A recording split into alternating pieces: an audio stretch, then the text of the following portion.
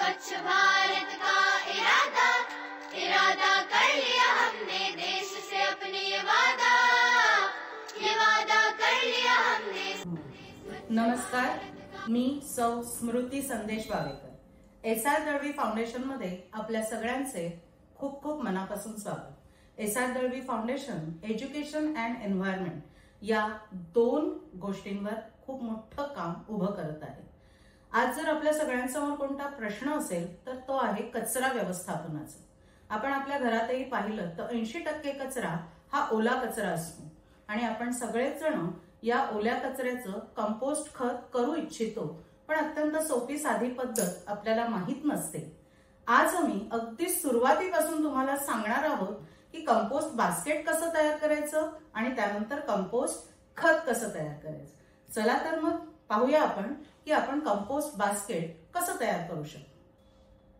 Compost basket तयार करण्यासाठी लागणारं साहित्य म्हणजे आपल्या समोर दिसत असलेलं हे प्लास्टिकचं बास्केट, त्याचप्रमाणे ही जाळी आपल्या सगळ्यांच्या घरात मच्छर येऊ नये म्हणून आपण खिडक्यांना लावतो आणि कोणत्याही हार्डवेअरच्या दुकानामध्ये ही सहज उपलब्ध असते।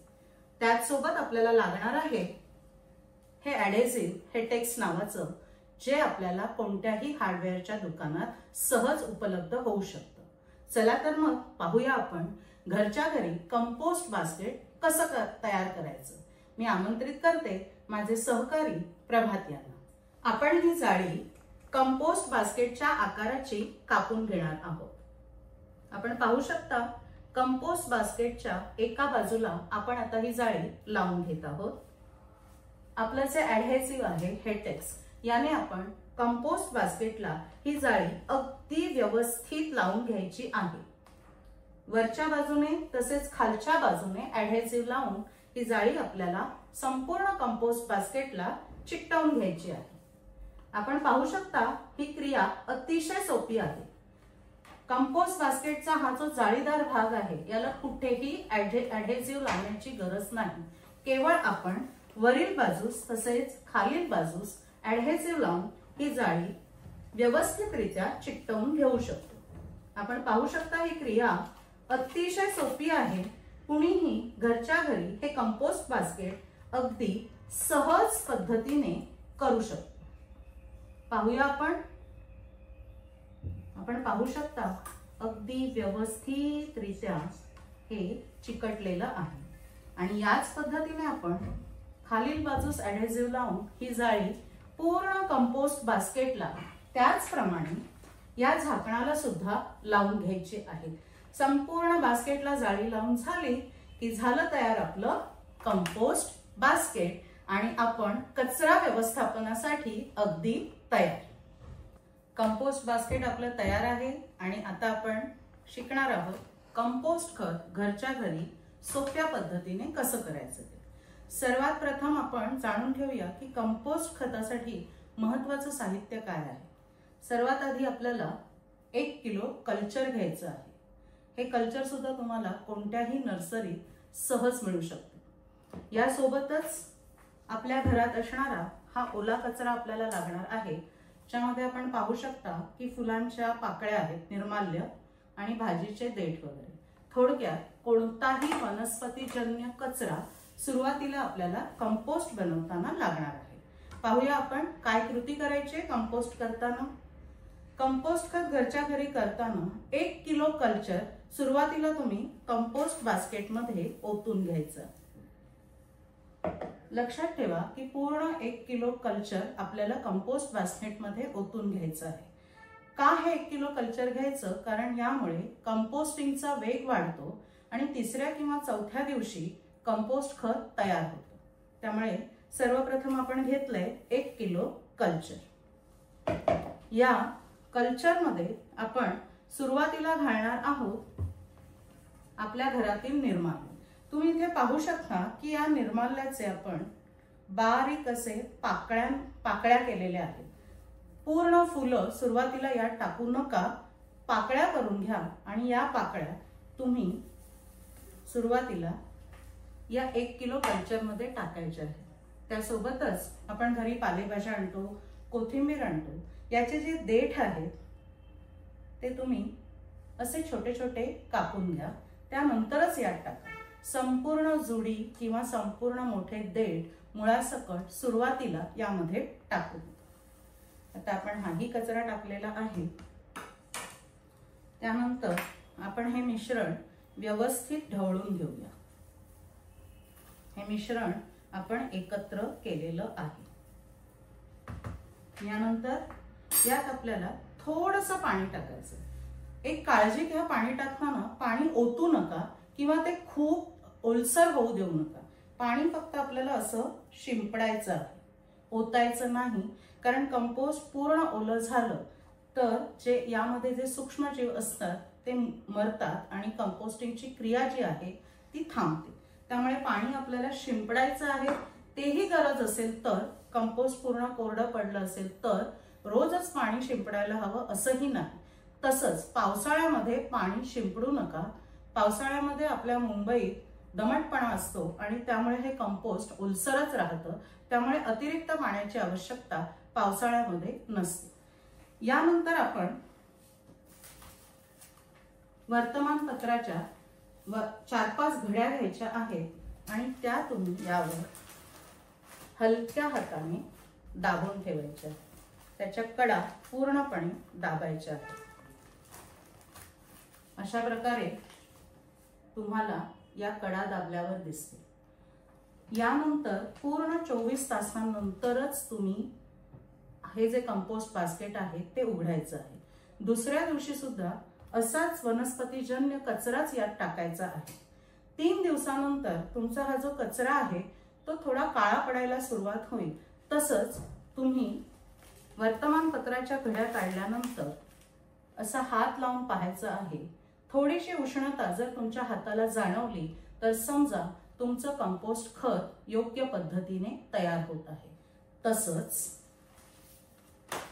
मी तुम्हाला पाण्याचं सांगितलं की पाणी शिंपडायचं आहे आणि तेही गरज असेल तर. त्याचप्रमाणे इथे तुम्ही पाहू शकता गव्हाचं पीठ आहे. दर 4 दिवसांनी अगदी किंचित 1 चमच्यापेक्षाही कमी गव्हाचं पीठ तुम्ही या प्रकारे यावर शिंपडायचं आहे. हे ज्या सूक्ष्मजीवांमुळे कंपोस्ट खत तयार होतं त्यासाठीचं अतिरिक्त खाद्य आहे. पण हे रोज टाकायचं नाही, 4 दिवसांनी एकदा टाकायचं आहे. तसंच कंपोस्ट खत रोज तुम्हाला ढवळून घ्यायचं आहे. हे ढवळून घेतल्यामुळे यात हवा खेळती राहते आणि सूक्ष्मजीव त्यांचं काम योग्य पद्धतीने करतात. 3 ते 4 दिवसांनी तुमचं कंपोस्ट खत तयार होईल हे ओळखायचं कसं तर तुमच्या यात टाकलेल्या कचऱ्याचा रंग काळा पडू लागतो आणि तुमच्या हाताला उष्णता जाणवते. या 2 गोष्टी झाल्या तर समजा तुमचं कंपोस्ट खत योग्य पद्धतीने तयार होत आहे. सुरुवातीला तुम्ही यात वनस्पतीजन्य कचराच टाका. शक्यतो घरातल्या कंपोस्ट खत बनवताना मटणाची हाडे, अंड्याची कवचे, माशांचे काटे, खारकेसारख्या कठीण बिया, अक्रोड सारख्या फळांची टरफलं हे टाकू नये. कारण हे सर्व कुजण्यासाठी जास्त कालावधी लागतो. कधी कधी काय होतं, कंपोस्ट खतामध्ये पांढऱ्या रंगाच्या अळ्या होतात किंवा चिलटांचा त्रास वाढतो. अशा वेळी आपल्या घरामध्ये बेगॉन स्प्रे किंवा हिट असेल तर त्याचा केवळ 1 स्प्रे मारा. फार मारू नका. एका स्प्रेने या अळ्या किंवा चिलट नष्ट होतात. दुसरा एक महत्त्वाचा प्रश्न असतो की कंपोस्ट खत बनवताना आम्ही खरकट वापरू शकतो का? निश्चित वापरू शकतो. तुमच्या घरामध्ये जर भात उरला असेल तर तो एका पेपरवर टाका, थोडासा सुकवून घ्या. तुम्ही पंख्याखाली सुकवला तरी चालेल आणि त्यानंतर तो कंपोस्ट मध्ये टाका, म्हणजे वास येणार नाही. तोच प्रकार सांबर असेल, आमट्या असतील, भाज्या असतील. मी तुम्हाला सांगेन आपल्याकडे एक जाळी असते. आपण पुरण ज्याच्यामध्ये वाटतो ती जाळी आपल्याकडे असते. अशी एक जुनी जाळी घ्या. त्यामध्ये हे तुमचं उरलं सुरलं अन्न टाका. नळाखाली धरा. त्यातला मसाल्याचा तेलाचा पूर्ण तवंग निघून जातो आणि हे थोडंसं सुकवून घ्या 4-5 तास. पंख्याखाली सुकवलं तरी चालेल. त्यानंतर जर तुम्ही हे उरलेलं अन्न कंपोस्ट बास्केटमध्ये टाकलं तर निश्चितपणे कंपोस्टला वास येणार नाही.